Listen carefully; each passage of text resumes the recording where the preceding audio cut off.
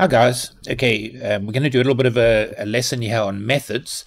So I've written two pieces of code. Okay, very simple program here. All we are doing is we are going to we're going to ask the user to enter in two values, and we're just going to raise the first value to the second value. So if they enter in 2 and a 5, then the answer is going to be 2 to the power 5. So there's obviously a much easier way to do this. We could just use the math_pow function, okay, the power function that's built into the math class. But the idea is I'm going to do this the long way because I want you to see how we use methods. Okay, so this first one here, I've called it method lesson, and I've called it the ugly way. And the reason for that is this is it'll work, but it's the dreadful way of doing it. Okay, this is how we are doing it in class at the moment.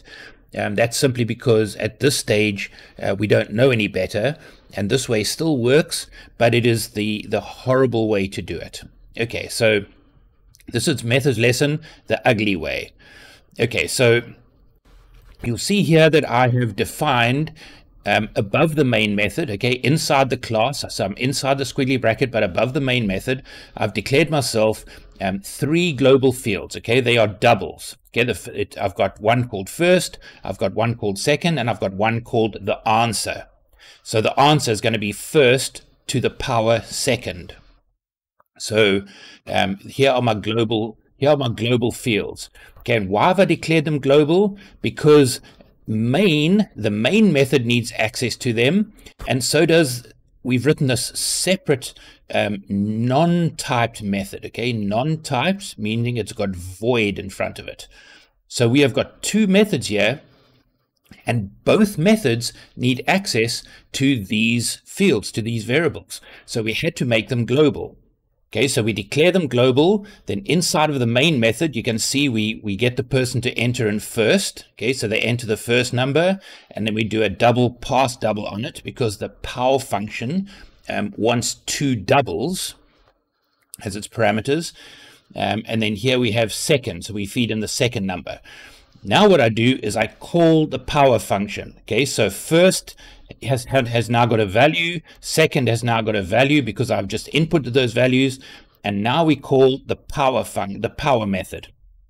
So the program jumps down now to the power method, and then it says that the answer is equal to math_pow. Okay, so we are using the math class, the power function in the math class built into Java.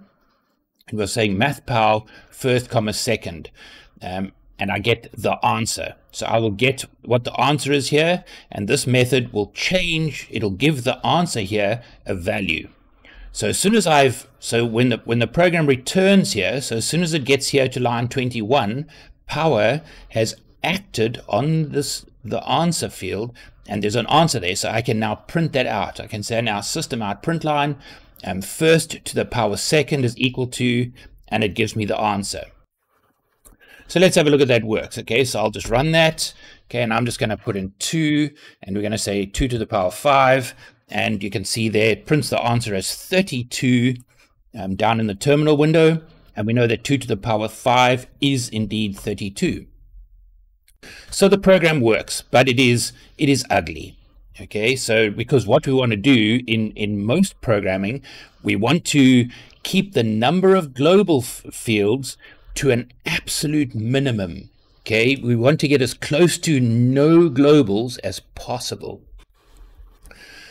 So there is a much more elegant way to do this. Okay, so I'm coming to the other piece of code. Okay, so this was called methods lesson the ugly way, and this is just methods lesson. This is the proper way to do it. Okay, now you'll see I've got the same sort of thing here. I've got a main method, and I've got a power method, but you're going to notice a difference here straight away. Okay, no global variables. Okay, nothing here is declared as global. So I've got 0 global variables. So what I've done is I defined a field called first, and I gave it a value. Okay, so the person entered in the value, double pass double. So now I've got this value first, and I do the same for second. Okay, so I declared my variables inside of the main. Now remember, because I declared first and second inside of the main, outside of the main, they do not exist. Nothing knows about them. Okay, so that is called scope. We covered that a little bit in class, and I think the guys at home know a little bit about this as well. And because I've declared them inside the main, they only live inside the main. Outside of the main, they cease to exist. So here I've got this method called power. Okay, and you're going to notice a couple of things here straight away, or I'm hoping you're going to. Okay, so power is what we call a typed method. You'll see here we have not said void. Okay, it does not say static void. It says static double. So immediately we've got a data type there. We know that this method is going to return a value for us. And we can see that right here. We have got all of a sudden a return statement. Okay, usually, not always, but usually a void method won't have a return statement unless you want to return some way through the code. Then you will have one. But at the end of the method, there's very seldom a return because void methods don't return values. Okay, but this one is going to. Okay, so this is a double. This is going to return a double type. So we call it a typed method. Okay, the other one was a non-typed method where it said void. The other thing you're going to notice here is inside the brackets after power, okay, I'm accepting two parameters, we call them, okay, two doubles. One is called A and one is called B. Okay, so what happens here is when we call this, and we do it here, so we are saying system out print line first to the power second, and here this is where we call the method right there. But this time we're not saying power bracket bracket. We're saying power, and then we are pushing the value of first and the value of second. We are feeding those two values, first and second, to this method. And what happens is, as soon as Java sees this, it replaces A with the value of first, and it replaces B with the value of second. Now, A and B are new variables. We declared them here in the brackets. Look at that, double A, double B. We declared two new variables there. And we are telling the compiler that it must take the value of first and replace it into A. It does this on a one-to-one basis. Okay, so obviously if we've got three parameters here, there must be three parameters here.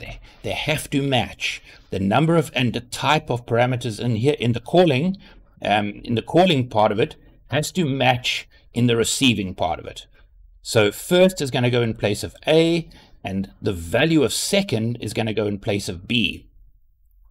So now inside here, inside of our type method, we declare a double called the answer. Okay, so we are declaring a double inside here. This answer only exists inside of power because this is where I've declared it. Okay, so it doesn't exist outside of power. So the answer is equal to math.pow, same as we did before, but this time it's going to be A raised to the power B. Okay, and we know that A is the same value as first and B is the same value as second, but it's important to understand that there are two different variables. So the scoping rules hold up here. Okay, we are not reading first and second. Okay, we are reading A and B. That's important. That's how this whole thing works. And then once we have the answer, we are returning the answer. So whatever here is in the answer gets placed in place of that. So power first second becomes the value of the answer. So let's have a look and see let's see if that works. Okay, we'll run the program. We'll do the same thing again. We'll put in 2 and we'll put in 5. And there we go, 32. Okay, we got the correct answer. Now this here is the much, much, much more elegant way of doing it. And this is the way that we will be doing it after the test. Okay, so for the test, we'll still be using non-typed methods with global variables, but after that we will leave that ugly programming behind us and we will start using this much more elegant way of programming. Okay, so we saw here power had two variables, and here, look here, even math power, you can see it accepts two parameters. So that is another example of a method that's got parameters, and you've seen these before.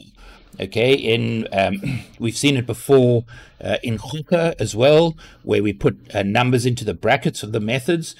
When we want to make it move forward, we could say move. We wrote extra methods of our own that would say move it 5 blocks on its own. You would say move, and you'd put 5 in the brackets. Okay, so that is it for methods.